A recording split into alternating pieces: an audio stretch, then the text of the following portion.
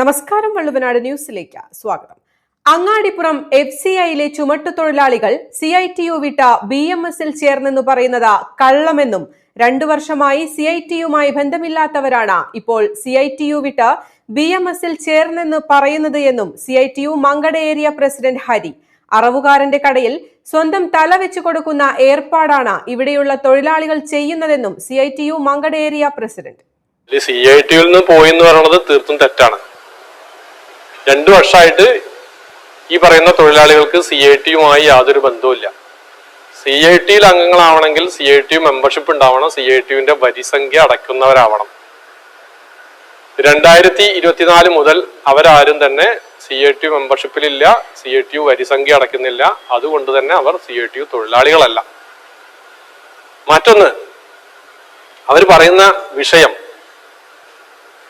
യഥാർത്ഥത്തിൽ അവർ ചെയ്തിട്ടുള്ളത് അറവുകാരന്റെ കടയിൽ സ്വന്തം തല വെച്ച് കൊടുക്കുന്ന ഏർപ്പാടാണ് ഇവിടെയുള്ള തൊഴിലാളികൾ ചെയ്തിട്ടുള്ളത്.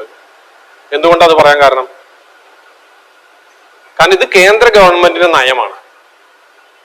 രാജ്യത്തെ വിവിധ മേഖലകളിൽ കരാർവൽക്കരണവും സ്വകാര്യവൽക്കരണവും നടത്തുന്നത് കേന്ദ്ര BJP ഗവൺമെന്റിന്റെ നയമാണ്.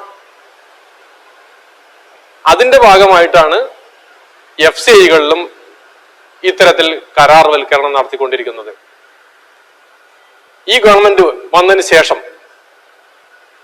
നരേന്ദ്രമോദി വന്നതിന് ശേഷം കേരളത്തിലെ കണക്ക് മാത്രം വേണമെങ്കിൽ എടുക്കാം.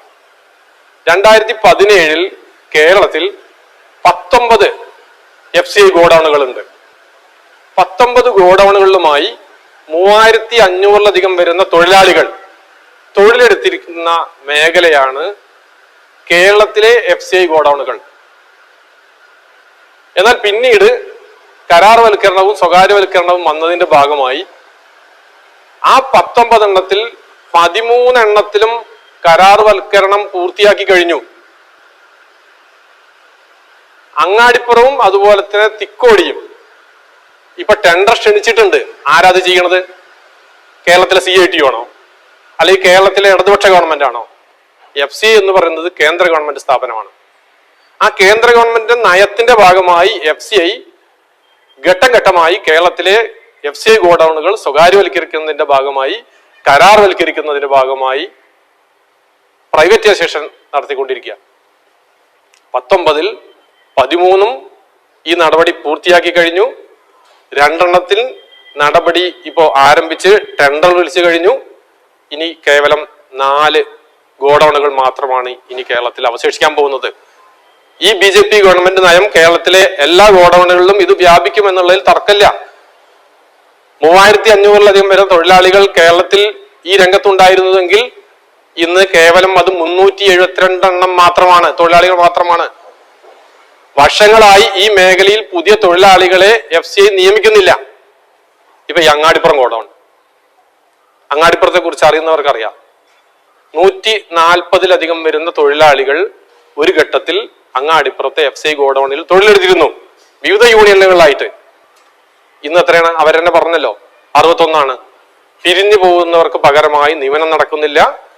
അങ്ങനെ നിയമനം നടക്കാത്തതിന്റെ ഭാഗമായി തൊഴിലാളികളുടെ എണ്ണം കുറയുമ്പോൾ മറ്റു ഗോഡൌണിലേക്ക് അവരെ ട്രാൻസ്ഫർ ചെയ്ത് ഓരോരോ ഗോഡൌണുകളായി കരാർവൽക്കരിച്ചു കൊണ്ടിരിക്കുകയാണ്. ഇത് കേന്ദ്ര ഗവൺമെന്റിന്റെ നയമാണ്, BJPയുടെ നയമാണ്. ആ BJPയുടെ സംഘടനയാണ് BMS എന്ന് പറയുന്നത്. ആ BMS ആണ് തങ്ങളുടെ രക്ഷകർ എന്ന് പറഞ്ഞുകൊണ്ടാണ് ഇവർ BMSൽ ചേർന്നിട്ടുള്ളത്. ദൗർഭാഗ്യകരമാണ്. ഇതൊന്നും അറിയാത്തവരല്ല. ഇവർ BMS ആയാൽ ഇവർക്ക് ഇവിടെ നിൽക്കാൻ കഴിയുമെന്ന പ്രതീക്ഷയിലാണ് ചിലപ്പോൾ അവർ മാറിയിട്ടുണ്ടാവുക. എന്നാൽ ആ BMS ആണ് ഇവരുടെ യഥാർത്ഥ ശത്രുക്കൾ എന്ന് വൈകാതെ അവർക്ക് തിരിച്ചറിയാൻ കഴിയും എന്ന് തന്നെയാണ് ഞങ്ങളുടെ വിശ്വാസം.